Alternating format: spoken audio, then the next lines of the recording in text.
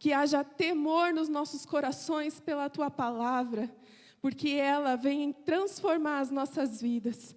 Que o Senhor cumpra o Teu propósito, ó Deus, em nome de Jesus. Amém? Você pode se assentar?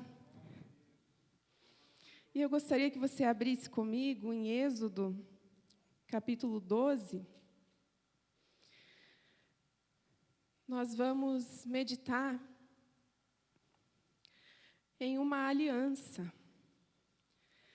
Quem aí acompanha a escola bíblica sabe que estamos falando sobre a aliança de Deus com Abraão, né? Quem tem acompanhado as lives, os vídeos.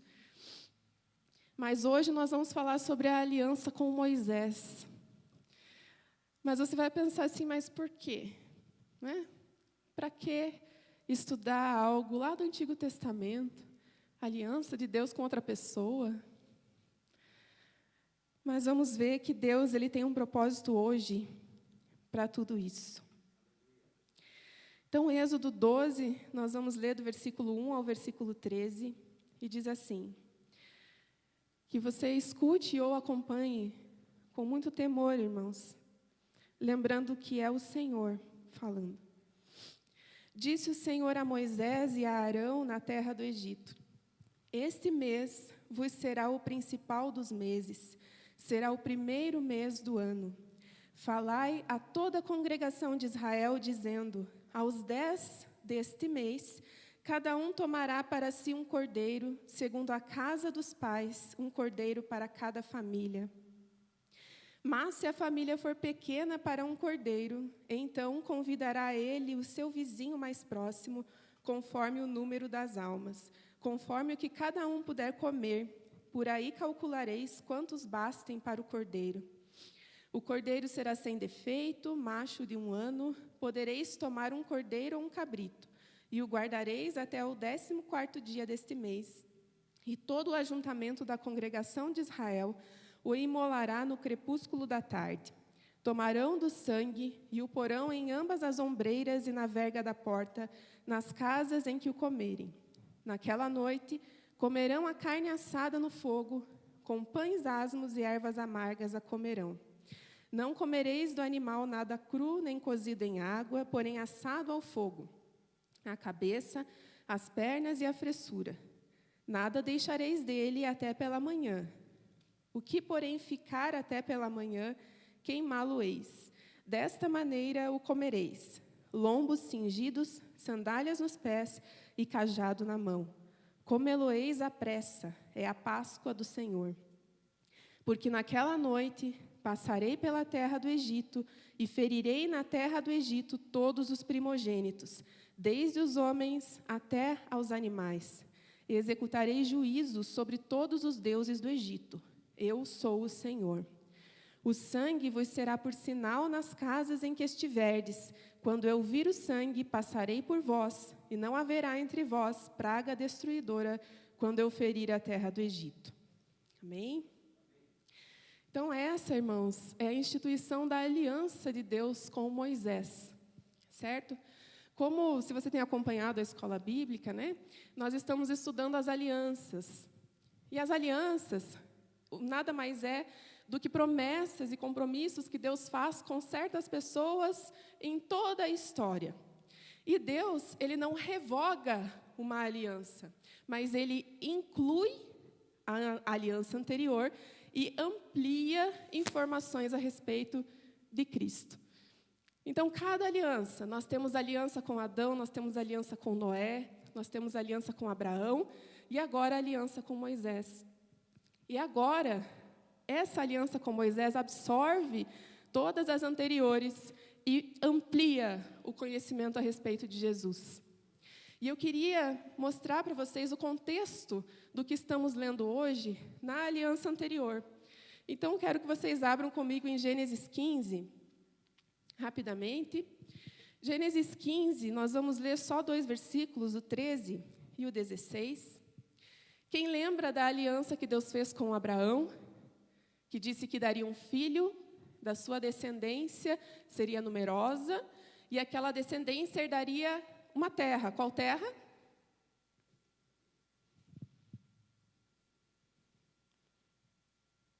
Qual terra seria a herança do povo de Canaã, a terra prometida, certo? Estão todos acordados? Amém? Dá uma espreguiçada assim, né? Então, Deus promete a Abraão que eles herdariam a terra prometida. E aqui nesses versículos de Gênesis, né, Gênesis 15, o 13, diz assim: então lhe foi dito, Deus falando aqui, sabe com certeza que a tua posteridade será peregrina em terra alheia, e será reduzida à escravidão, e será afligida por 400 anos. Mas também eu julgarei a gente a que tem de sujeitar-se, e depois sairão com grandes riquezas. Então, Deus, quando estabelece a aliança com Abraão, Ele diz, você, né, terá descendentes, os descendentes herdarão a terra de Canaã, mas você não vai viver para ver o cumprimento dessa promessa. Essa promessa vai acontecer mais ou menos 600 anos depois. A tua descendência será peregrina em terra alheia. Que terra é essa? O Egito.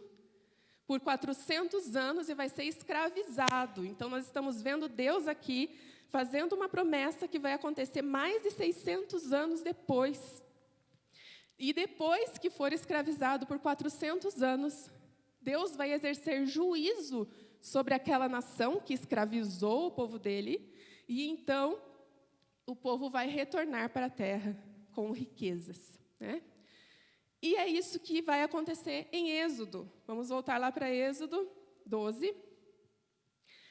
Quando a gente olha, irmãos, aqui, você percebe a soberania de Deus se cumprindo, né? Não é maravilhoso ver que Deus controla a história? Amém?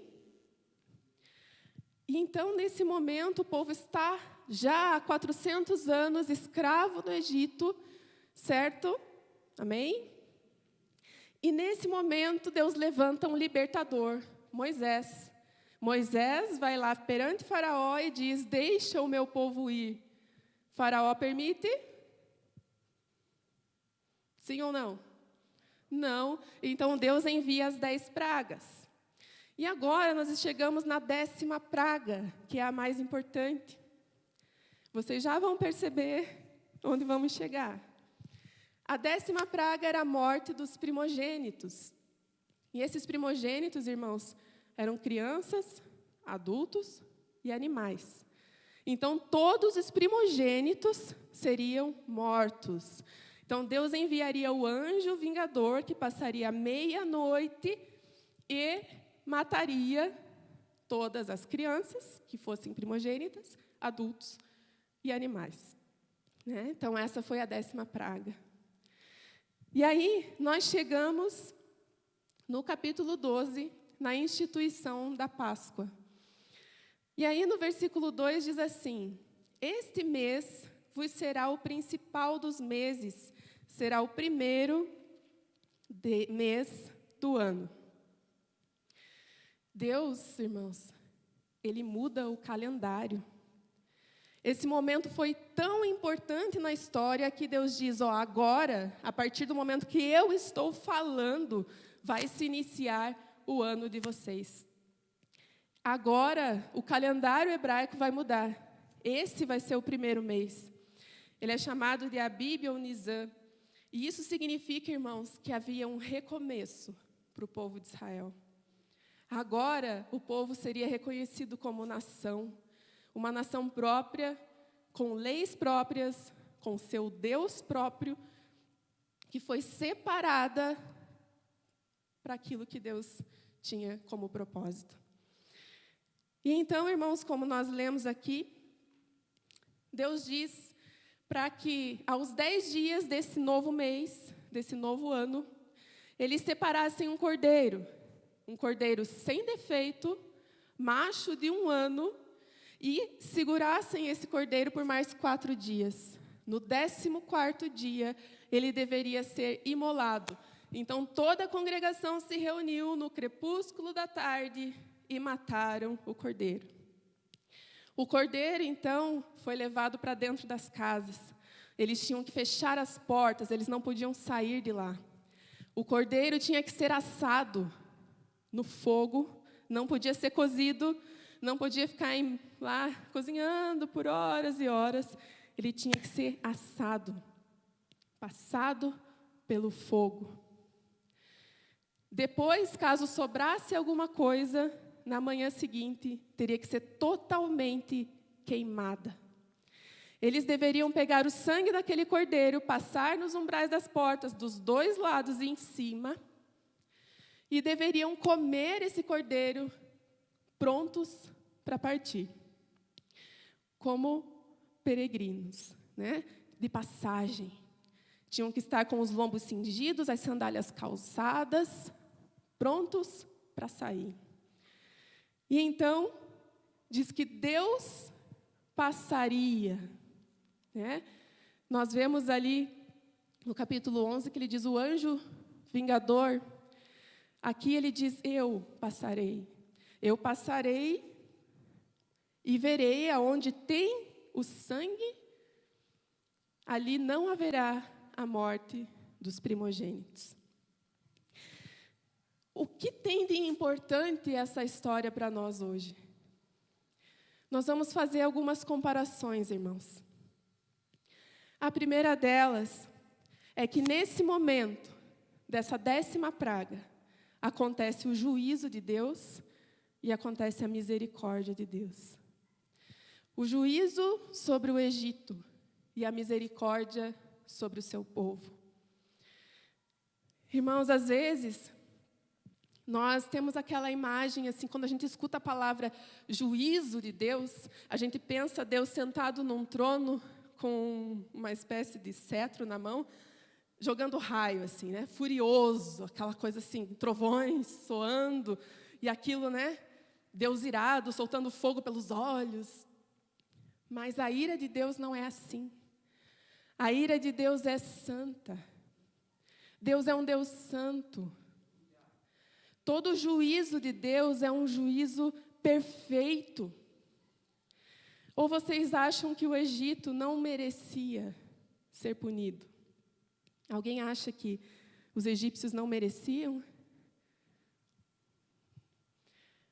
Sabe quem que não merecia ser liberto? O povo de Israel. Será que os egípcios pecavam mais que o povo de Israel? Qual era a diferença entre o pecado do Egito e o pecado do povo de Israel? Ou vocês acham que o povo de Israel era bonzinho? Quem lembra da continuação da história no deserto? Fizeram bezerro de ouro, murmuravam o tempo todo, desobedeciam. Se há algo injusto na história, é o povo de Israel não ter sido alvo do juízo de Deus. Todos mereciam, né? Qual é o salário do pecado? A morte. Se Deus cumprisse a justiça dele aqui, somente a justiça, quantos seriam mortos? Todos. Deus é perfeitamente justo. E o pecado não pode ficar sem ser punido. Senão não é justiça. Deixa eu fazer aqui uma figura. Vamos dizer aqui que o irmão João e a irmã Mari têm um filho. Tem 2. Um filho mau. Pense no menino mau. Né? E um filho bom. E aí nós temos aqui a Lélia e o Adriano, que tem um filho bonitinho, né? Certinho. E o filho mau do irmão João e da irmã Mari mata o filho do Adriano e da Lélia. O que o Adriano e a Lélia vão querer fazer? Justiça. Vão querer que esse filho cumpra a pena pelo homicídio. E aí, esse filho mau, ele se arrepende. Ele cai aos pés dele, por favor, me perdoe porque eu errei, eu nunca mais vou fazer isso. Isso vai fazer com que o Adriano e a Lela digam, tudo bem, então não precisa cumprir a pena? Quem acha que sim? Não, né? A pena precisa ser paga para que haja justiça. Mas aí, o filho bonzinho, perfeitinho, dos irmãos, vê o que o irmão mau fez e o arrependimento do irmão e fala assim, viu? Pode ficar livre que eu vou cumprir a pena no teu lugar. Parece justo aos nossos olhos? O bonzinho levar a culpa pelo pecado do outro, do mal? Pagar a pena pelo mal? Mas isso, de certa forma, satisfaz o senso de justiça do Adriano e da Lela? Alguém vai pagar por ter matado o filho deles, certo? Então, a culpa vai ser paga, a pena pelo crime vai ser paga. Parece injusto, mas não. Porque se ele escolheu fazer isso, então é com ele. Se o bonzinho escolheu substituir o mal, então tudo bem, contanto que a justiça seja feita. É por isso, irmãos, que o amor de Deus nos constrange. Essa passagem, às vezes, as pessoas usam de uma forma tão queridinha, né? Ai, fico constrangido com o amor de Jesus. Não, nos constrange por quê? Porque éramos nós. Era eu, má, que deveria pagar o preço pelo meu próprio pecado. Era eu que deveria cumprir a pena pelo crime que eu cometo. Mas então vem alguém, sem crime algum, e me substitui. E fala, eu vou pagar. Eu vou para a cadeia no teu lugar. É isso que significa o amor de Jesus nos constrange. E é isso que aconteceu na história aqui. Não foi que o anjo vingador passou ali nas casas e pensou assim, o egípcio tem 10 pecados, o povo de Israel aqui tem 2, vou poupar. Não. É porque na casa deles havia um cordeiro, substituto da pena de morte que aquelas pessoas mereciam. O cordeiro foi morto, o cordeiro foi assado no fogo. E esse assar no fogo, irmãos, lembra que nós vimos, não podia ficar nenhuma parte sem assar. Isso significa a ira de Deus. Nós usamos um versículo muito mal, muitas vezes, que é que Deus é fogo consumidor, e nós, glória a Deus, né? Pensando no Espírito Santo, mas esse versículo está falando Deus é fogo consumidor, porque Ele consome com a sua ira. E essa ira foi destinada àquele cordeirinho, de 1 ano, sem defeito, sem culpa. Foi a morte daquele cordeiro que fez com que aquela família não fosse atingida pela praga da morte.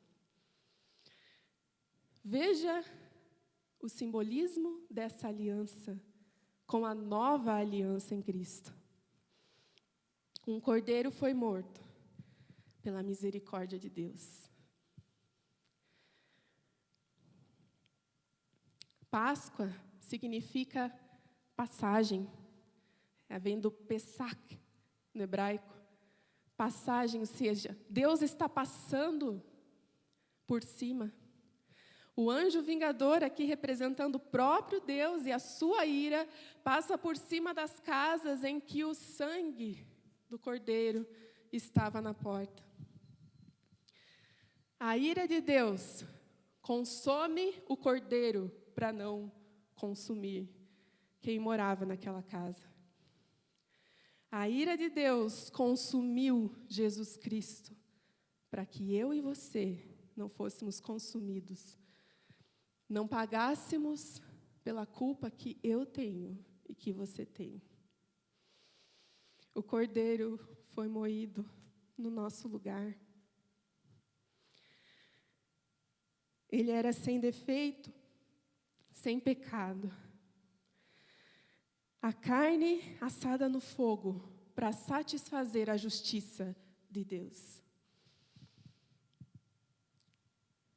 Deus, sendo justo, não pode permitir que o pecado fique impune. Se Ele falasse assim, vou esquecer a tua culpa, assim como nós fizemos aqui, se o Adriano e a Lela falassem, deixa para lá, não precisa pagar nada, isso não faria deles justos. Mas o amor do Senhor e a misericórdia dEle proveu o Cordeiro. 1 Pedro 1, 18 a 20, diz assim, sabendo que não foi mediante coisas corruptíveis como prata ou ouro que fostes resgatados do vosso fútil procedimento que vossos pais vos legaram, mas pelo precioso sangue, como de cordeiros, sem defeito e sem mácula, o sangue de Cristo, conhecido com efeito antes da fundação do mundo, porém manifestado no fim dos tempos, por amor a vós. Quem era o Cordeiro? Era Jesus. E esse Cordeiro, desde antes da fundação do mundo. Nós vemos esse Cordeiro sendo morto por Deus no jardim, no momento da queda, para providenciar as vestes que cobriram Adão e Eva. Nós vemos depois esse Cordeiro sendo morto ali, quando Abel oferece o sacrifício ao Senhor. Nós vemos esse Cordeiro sendo morto quando Noé sacrificava ao Senhor. Nós vemos esse Cordeiro sendo o substituto de Isaac, quando Deus pede Isaac para Abraão. E na hora que Abraão vai matar Isaac, Deus providencia o Cordeiro substituto. Agora nós vemos em Moisés o Cordeiro substituindo o povo de Israel. A perfeição da palavra do Senhor. A perfeição daquilo que Deus vai ampliando sobre Jesus em toda a palavra do Senhor. O Cordeiro não foi um plano de Deus assim, eu vou testar para ver se vai dar certo, se não der, eu tenho um plano B. Deus é soberano. Desde antes da fundação do mundo, esse Cordeiro já havia sido morto para a redenção do nosso pecado. Deus não é um Deus de improvisos. Vou testar desse jeito, se o povo desobedecer, eu faço outra coisa. Se Deus fosse um Deus de improvisos, para que crer num Deus assim, que fica mudando de ideia? Um dos atributos principais de Deus, e exclusivo dele, é a imutabilidade. Deus não muda, não há sombra de variação nele. Ele não tenta de um jeito, dá errado, vai para outro. Ele decreta os seus planos. E glória a Deus por isso, porque você estava nos planos do Senhor. Um dia Ele falou, eu vou salvar ela. Por quê? Não sei. Eu vou salvar a pastora Carol. Mereço? Não mereço. Mas aqui está a graça do Senhor. Assim como o povo de Israel lá não merecia. Então se vê a graça do Senhor providenciando um substituto. Se isso não move teu coração, amado, conseguir perceber esse amor que nos constrange de verdade, que nos faz imaginar, por que eu, Deus? Porque eu, com os meus pecados, o Senhor me escolheu. Se por acaso você pensa assim, eu sei porque Ele me escolheu, porque eu sou boazinha, porque... Talvez você esteja longe de Deus. Porque quanto mais próximos estamos de Deus, mais percebemos o quão longe estamos de verdade. O quão pecadores somos e quão difícil é buscar a santificação diariamente. Nós precisamos voltar a entender quem somos. Voltar a entender que não merecemos nada. Nós não merecemos o ar que nós respiramos. Nós somos exatamente como aquele povo em Israel. Se não fosse o cordeiro, irmãos, era o mesmo destino que os egípcios. Por quê? Por que Deus escolheu então os israelitas? Não sei. Esse é o mistério da graça. Não sei, por que Deus me escolheu? Não faço a menor ideia. Mas Ele escolheu. Não há diferença. A diferença está em quem levou a culpa. Se a culpa ainda está sobre nós, o salário do pecado é a morte. Mas se cremos em Cristo, a culpa foi colocada sobre Ele. Ele pagou a morte no nosso lugar. A morte eterna, eterna separação entre nós e Deus, ou seja, o inferno. Às vezes as pessoas ficam, não pode falar de inferno. Irmãos, é real. São dois caminhos. Ou nós nos arrependemos hoje, nós entendemos que não temos como nos salvar sozinhos, que nenhuma obra boa vai nos levar à vida eterna, porque as nossas justiças, diz a palavra do Senhor, são como trapos de imundícia. E o que são trapos de imundícias? São os panos que as mulheres usavam na época menstrual delas. A Bíblia compara as nossas justiças, não os nossos pecados, não as nossas injustiças, as nossas iniquidades, mas as nossas justiças. Aquilo que fazemos de bom achando que é bom, são trapos de imundícia, porque estão manchados e contaminados pelo pecado. É só pela obra dele, irmãos. É pela obra de Cristo. No dia do juízo, Deus não vai chegar e falar assim, boa obra da Vanessa, boa obra. Não. Ele não vai chegar assim, a Vanessa fez isso, então ela pode ir para o céu. Não, ele vai dizer assim, a Vanessa não está condenada, porque sobre ela está a marca do sangue de Jesus. Foi pela obra dele, foi pela morte dele, foi pela vida dele sem defeito e sem pecado, que eu e você não vamos ser condenados. E quem está em Cristo, já não há nenhuma condenação. Glória a Deus por isso. Se você está em Cristo, irmãos, as boas obras vão seguir você. Você vai desejar ser santo, você vai desejar amar a Deus e obedecer. Você não obedece para a salvação, você obedece por causa da sua salvação. Você não consegue mais viver como antes. O pecado já não domina mais. A liberdade em Cristo, irmãos, não é a liberdade para dançar, para pular. A liberdade em Cristo é a liberdade da escravidão do pecado. É a liberdade da ira de Deus que era para nós. Isso é muito sério. Hoje o cristianismo está superficial. É tudo muito, sabe, leitinho assim.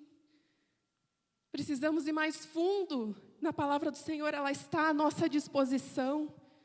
Se nós não compreendemos a profundidade que é estar em Cristo, o que custou o nosso pecado ao Filho de Deus, Rei, que deixou a sua glória, escolheu ser moído no nosso lugar.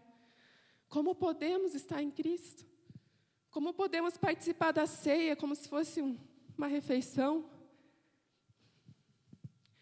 Nós precisamos que esse momento seja um momento consagrado ao Senhor, um momento de lembrarmos o que Jesus fez. Tudo ao redor desse momento precisa nos lembrar da cruz, precisa nos lembrar do sacrifício, lembrar de quem nós somos e que Deus nos escolheu e não merecemos. Por isso é tão importante esse momento, porque nós esquecemos. Nós começamos a motivar a nossa vida com Deus pelo serviço que fazemos na casa do Senhor, pelo irmão do lado que eu gosto de estar junto. Mas a nossa motivação tem que ser a cruz. Aí nós vamos perceber o privilégio que é servir ao Senhor. De verdade. Nós vamos perceber que não tem como não servir a esse Deus. Que não tem como vivermos a nossa vida jogando fora todo o nosso tempo com coisas dessa terra. Viva para o Senhor. Glorifique o Senhor em todos os atos que você fizer naquele dia. Se você for limpar a sua casa, faça isso para Deus. Se você for trabalhar, onde quer que seja o seu trabalho, faça isso para o Senhor. Por aquilo que Ele fez por nós. Esse tempo vai passar muito rápido aqui na terra. O que temos feito por Ele? O que vai ficar? Né? Eu quero convidar o grupo de louvor a vir aqui.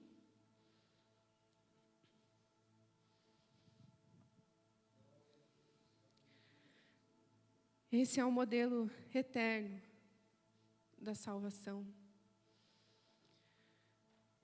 É interessante que o anjo vingador passaria à meia-noite.